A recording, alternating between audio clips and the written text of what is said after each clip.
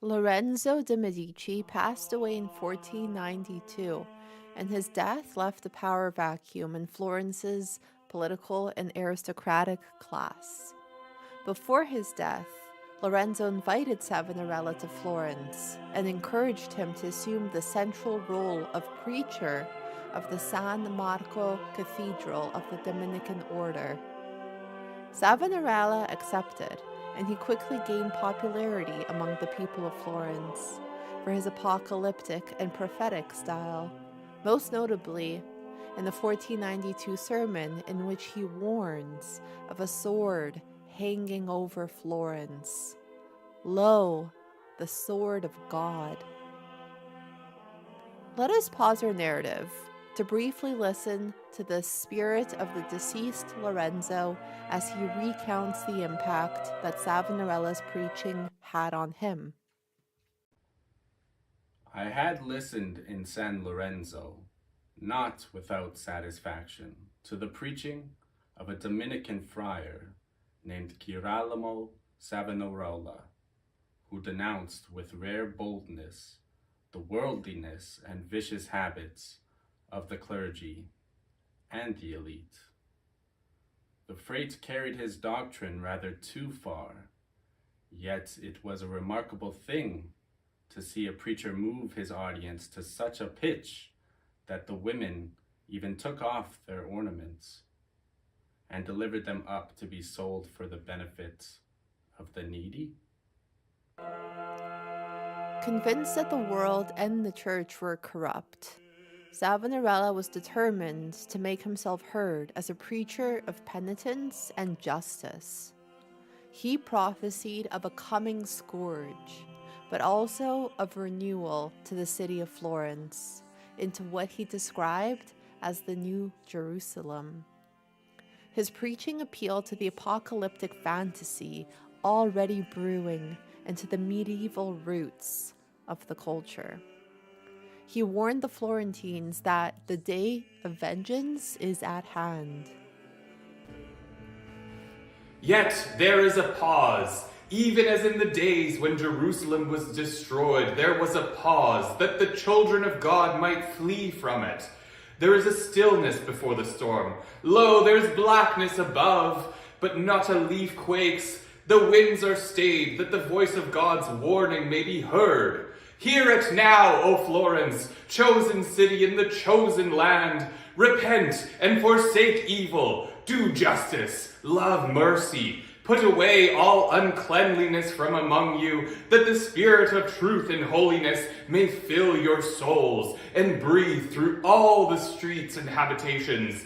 And then the pestilence shall not enter, and the sword shall pass over you and leave you unhurt.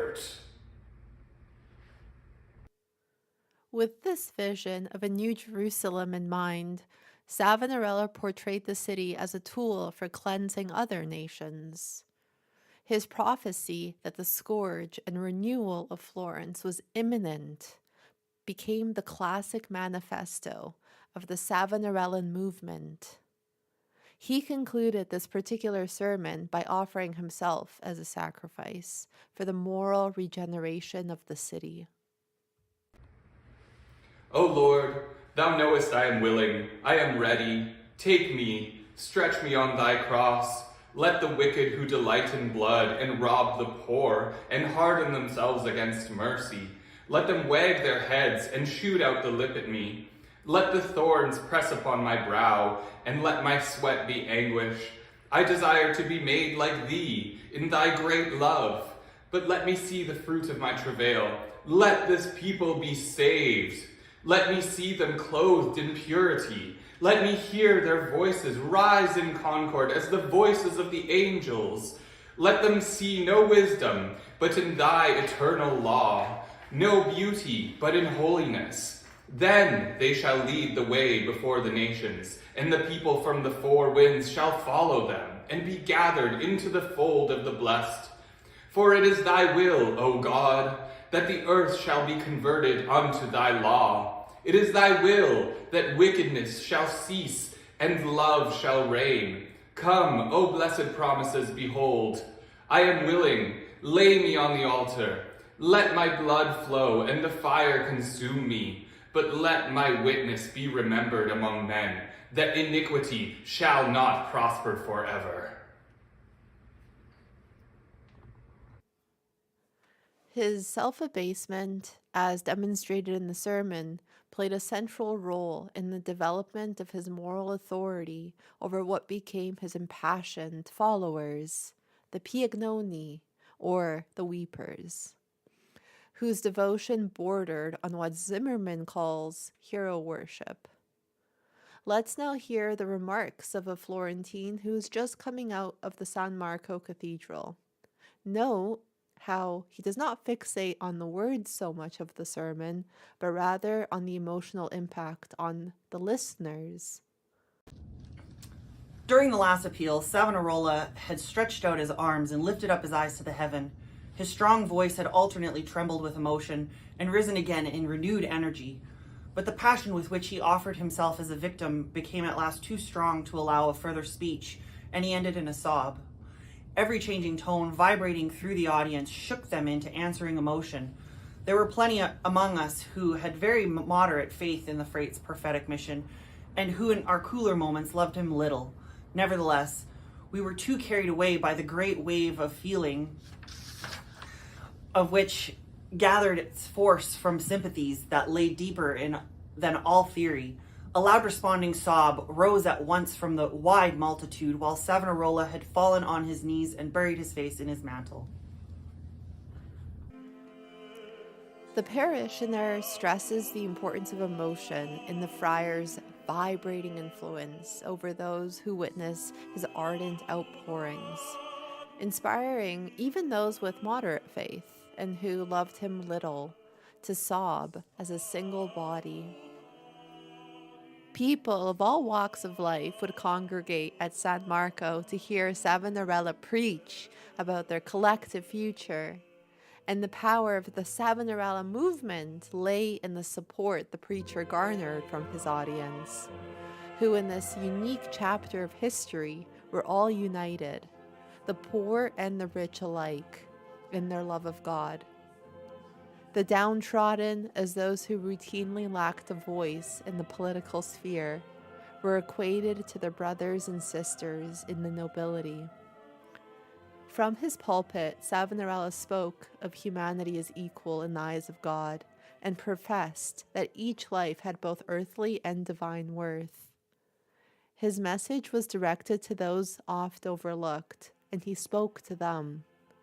Youths and women, I will put in your hands some arguments to defend yourselves.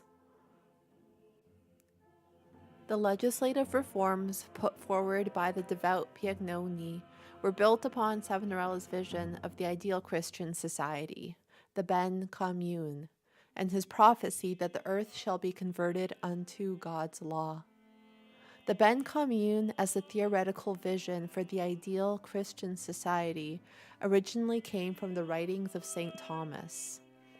It thrived on spiritual and practical well-being and dependence on forbearance, trust, compromise, and moderation. Further, it required justice. A well-ordered community could not tolerate the exploitation of the less fortunate. At the heart of Savonarola's campaign was the establishment of the Great Council, which was meant to legislate for a newly established republic, which at that time was perhaps the most representative administration, with 3,000 eligible participants. The idea was to have more diverse voices in government, but in order to fit everybody under one roof, the Sala dei Cinquecento, or the Hall of 500, had to be constructed. And in 1494, the building was commissioned by Savonarola himself. Savonarola was acutely aware of his role and vocation as a friar, and he realized that he was not allowed to directly participate in political affairs. However, this commission and other actions like it were the beginnings of criticism toward Savonarola, which was coming mainly from other clerics who denounced his over-involvement in political affairs. Let us now listen to the protagonist of Romola. Her perspective will give us insight into the influence of the movement on the public and how the audience at the time resonated with the civic component of Savonarola's message.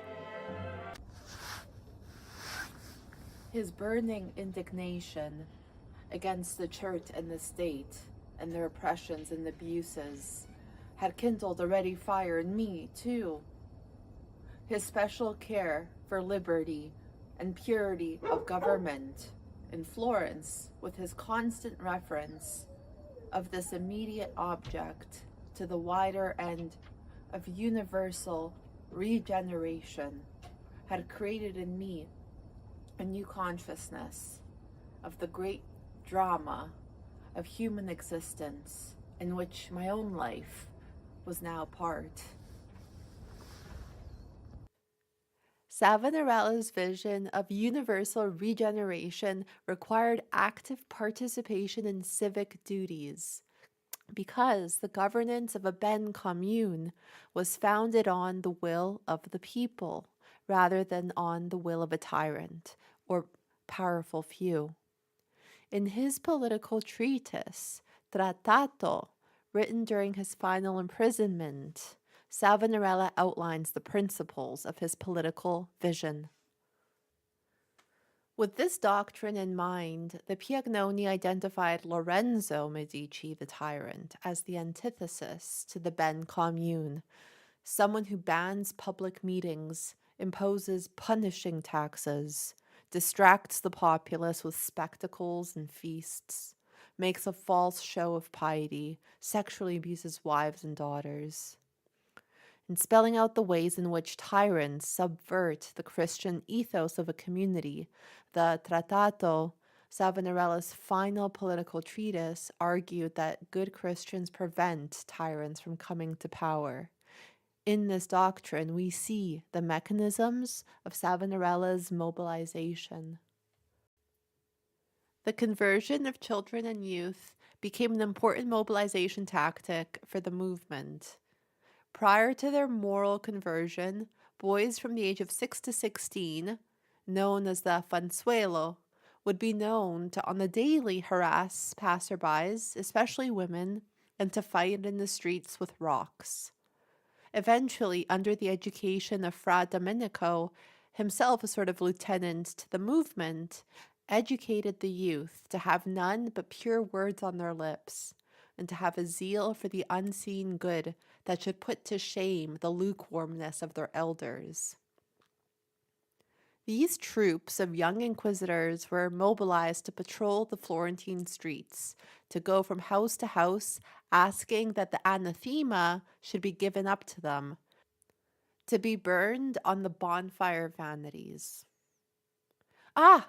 A Fanzueli is approaching. Let us see what he is wanting.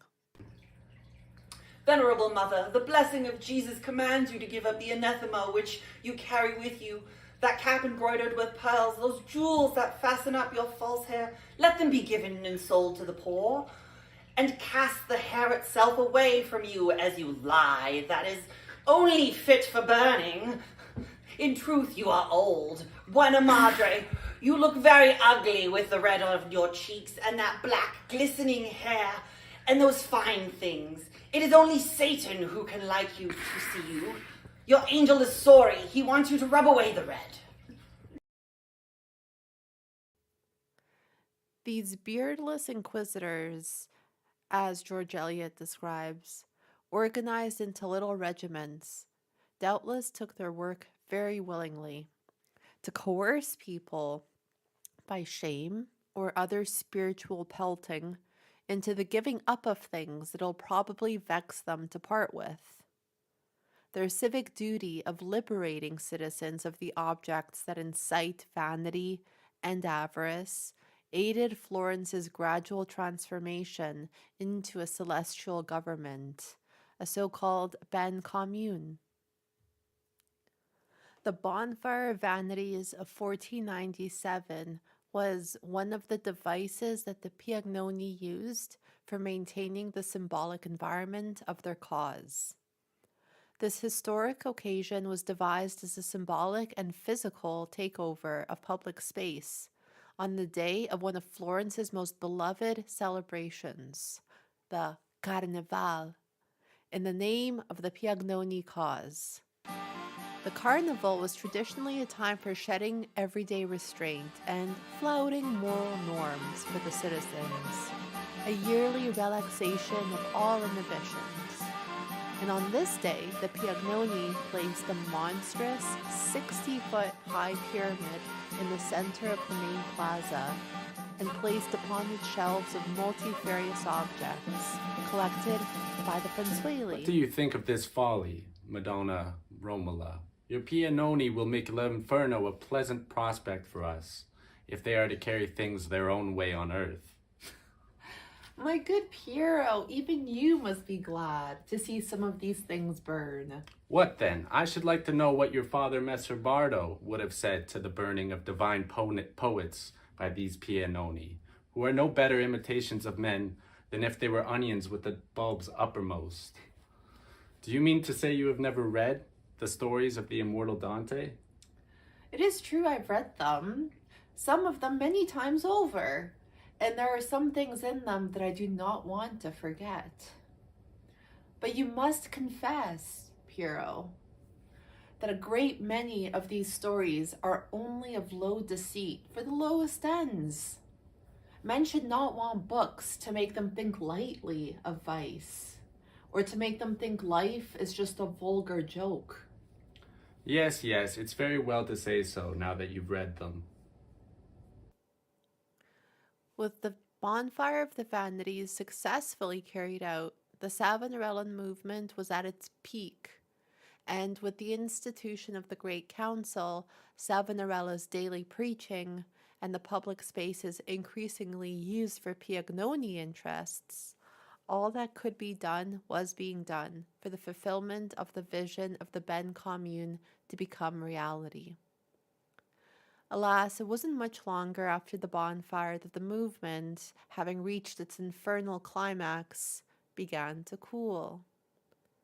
Niccolò Machiavelli, notorious political philosopher, was living in Florence during the rise and the fall of Savonarola, and he studied the career of the preacher very closely. In his book, The Prince, Machiavelli placed Savonarola alongside other founders of new states, such as Moses, Romulus, and Theseus. However, where they were successful, the preacher came to grief, for it was one thing to persuade people of the rightness of a course of action, quite another to keep them steadfast in it. In order to protect his creation, a leader needs to have a force at his disposal, Machiavelli said. Savonarola, though otherworldly in his ideal and zealous in his faith, was, alas, an unarmed prophet, and according to Machiavelli, this was why his movement failed. The historian Weinstein, on the other hand, had this to say. Savonarola came to grief not, as Machiavelli declared, because unarmed prophets are bound to fail, but because, like all prophets, armed or not, he mistook his own vision for the fulfillment of history, for God's design.